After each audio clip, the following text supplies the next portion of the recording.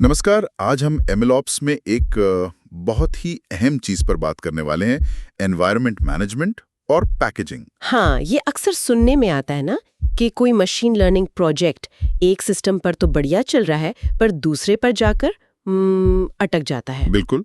तो आज इसी पर गहराई से बात करेंगे, समझेंगे कि क्यों एक स्टेबल मतलब स्थिर और दोहराने लायक एनवायरनमेंट बनाना इतना जरूरी है। और इसके तरीके क्या हैं? हाँ, हमारे पास जो नोट्स हैं वो एमएलओप्स सीखने के दूसरे दिन के हैं और इनमें खास तौर पर एनवायरनमेंट सेटअप पर ही जोर दिया गया है। अच्छा। तो चलिए इसी जानकारी को थोड़ा खंगालते हैं। सबसे पहले यही सवाल कि ये एनवायरनमेंट मैनेजमेंट आखिर इतना जरूरी क्यों है? देखिए, होता क्या है कि कई एमएल प्रोजेक्ट्स ना वो डिपेंडेंसी कॉन्फ्लिक्ट्स की वजह से फेल हो जाते हैं।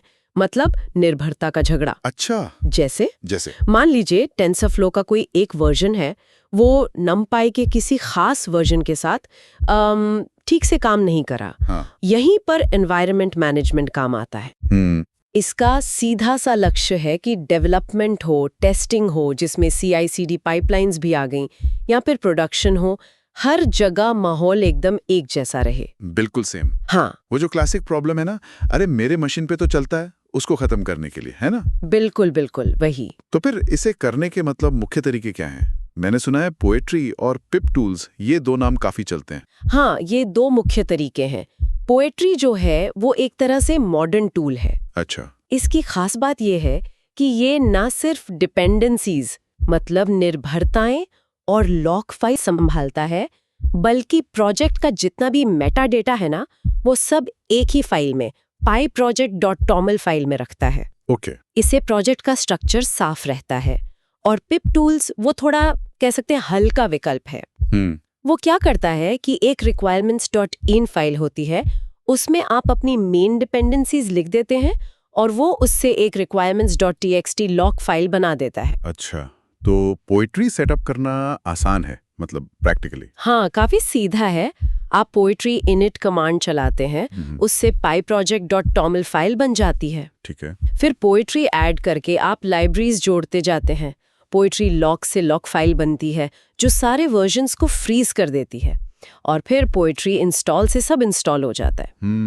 और इंडस्ट्री में ना कई टीमें पोएट्री को डॉकर के साथ यूज करती हैं। अच्छा, डॉकर के साथ क्यों? ताकि डेवलपर की मशीन हो या CI/CD पाइपलाइन, हर जगह एनवायरनमेंट बिल्कुल एक जैसा रहे, कंसिस्टेंट। समझ गया। तो पोएट्री तो लग रहा है जैसे बड़े कॉम्प्लेक्स प्रोजेक्ट्स के लिए काफी मजबूत है। हाँ। लेकिन अगर प्रोजेक्ट छोटा हो, मान लीजिए कोई सिंपल API है या एकदम सीधी सादी ML पाइपलाइन है, तब क्या पिप टूल्स वहां बेहतर रहेगा? हाँ बिल्कुल, ऐसी सिचुएशन में अक्सर पिप टूल्स ज्यादा सही रहता है।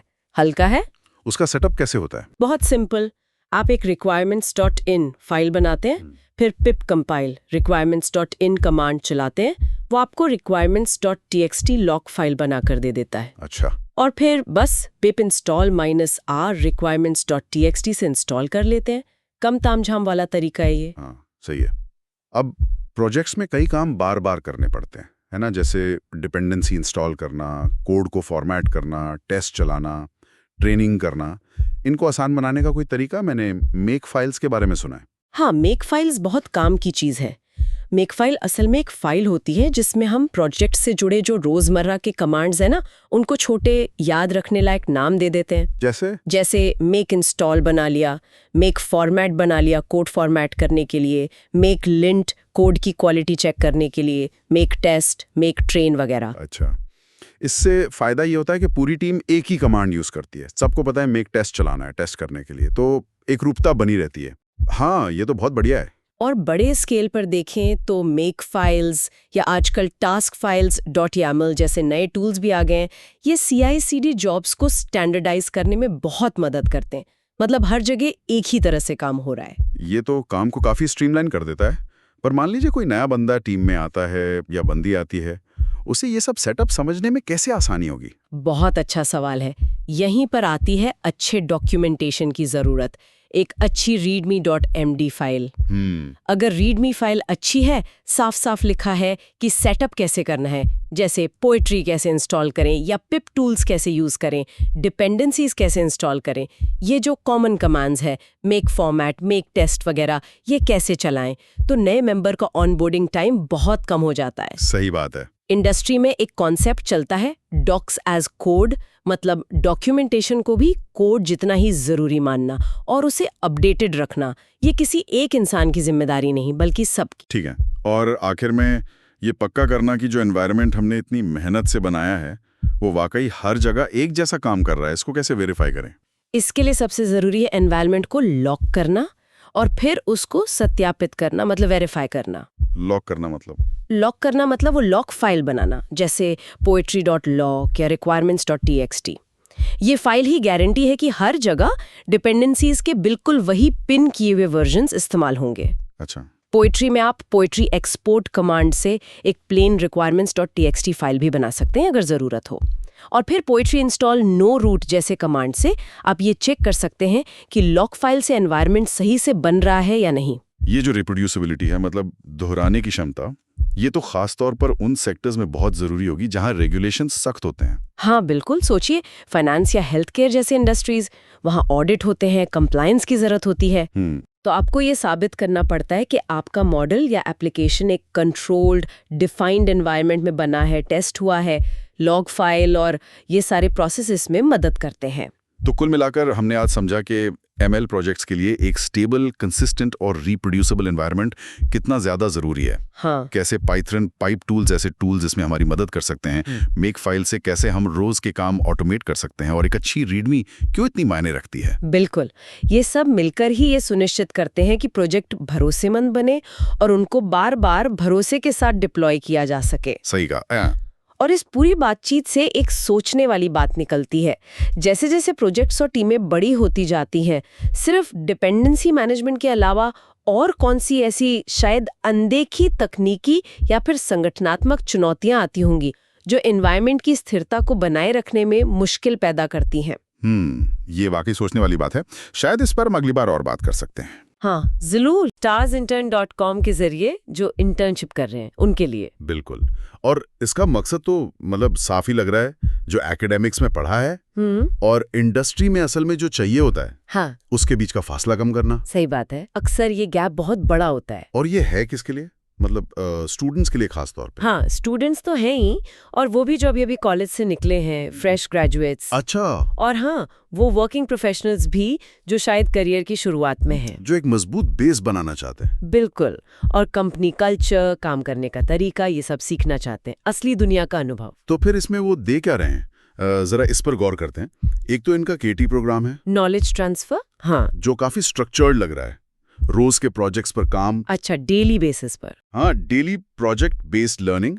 फिर हर हफ्ते मेंटरशिप भी है। ये जरूरी है। और फिर डोमेन से जुड़े लाइव प्रोजेक्ट्स, मतलब असली कॉर्पोरेट माहौल जैसा कुछ। हाँ, और इसमें एक और चीज जो मुझे दिलचस्प लगी वो है इनका वर्क कल्चर कोर्स। हाँ, अच्छा, ये अलग से है। हाँ, मतलब सिर्फ टेक्निकल स्किल्स नहीं, बल्कि ऑफिस में कैसे बर्ताव करना है, टीम में कैसे काम करना है। अच्छा, वो सॉफ्ट स्किल्स वाली बात। बिल्कुल, ये समझना कि दफ्तर चलता कैसे है। अक्सर यही तो ब्रिज करना मुश्किल होता है, वो किताबी दुनिया और असली ऑफिस। सही कहा, ये बहुत बड़ा पॉइंट है। तो ये कोर्स शायद इसी में मदद करेगा। लगता तो यही है। ये एकेडमिक और प्रैक्टिकल दुनिया के बीच एक जरूरी पुल जैसा है। अच्छा, फिर फायदों की बात करें तो अरे लिस्ट तो काफी लंबी है। प्रोजेक्ट आधारित इंटर्नशिप तो है ही, रोज के KT सेशंस, 90 से ज्यादा तो एक दिन वाले इंडस्ट्री सिनेरियो बेस्ड प्रोजेक्ट्स हैं। बाप रे, 90+ प्रोजेक्ट्स भी। ओके। साथ में पर्सनल मेंटर सपोर्ट और 90+ होम असाइनमेंट और असेसमेंट भी, मतलब सीखने का पूरा इकोसिस्टम बनाने की कोशिश लग रही है। हाँ, वही। और ये जो अलग अलग ड्यूरेशन के प्रोजेक्ट्स हैं, रोज वाले, हफ्ते वाले, लंबे वाले, ये शायद अलग अलग पेस और प्रेशर को समझने में मदद करेंगे। हो सकता है शायद ये विविधता ही कुछ नया सिखाए, सिर्फ एक लंबे प्रोजेक्ट के बजाय। बिल्कुल। और आखिर में जब ये सब पूरा हो जाएगा तो मिलेगा क्या? Knowledge transfer certificate, internship letter और एक पूरी इंटर्नशिप डायरी भी। अच्छा, डायरी भी? हाँ, और डोमेन में उत्कृष्टता का सर्टिफिकेट। और जो टॉप परफॉर्मर्स होंगे उनके लिए कुछ स्पेशल रिकग्निशन भी। हाँ, तो ये सर्टिफिकेट्स और डॉक्यूमेंट्स तो जरूरी हैं ही, खासकर करियर की शुरुआत में। हाँ, एक तरह से सबूत होता है। हाँ, वो तो है। लेकिन यहाँ देखने वाली बात यह है कि ये पूरी प्रक्रिया कितनी ज्यादा संरचित है। मतलब KT से शुरू होकर प्रोजेक्ट्स, मेंटरशिप और आखिर में सर्टिफिकेट तक सब कुछ पहले से तयशुदा। तो कुल मिलाकर देखें तो Acumen AI, टेक और starsintern.com का ये जो प्रोग्राम है, ये एकेडमिक ज्ञान को प्रैक्टिकल इंडस्ट्री स्किल्स में बदलने का एक बहुत ही व्यवस्थित एक पूरा रास्ता जैसा लगता है। हाँ, एक पैकेज जैसा। और इसमें सिर्फ क्या करना है ये नहीं, बल्कि कैसे करना है, यानी वो कल्चर, उस पर भी ध्यान दिया गया है। हाँ, ये संरचना और स्पष्टता यकीनन कई लोगों के लिए फायदेमंद होगी,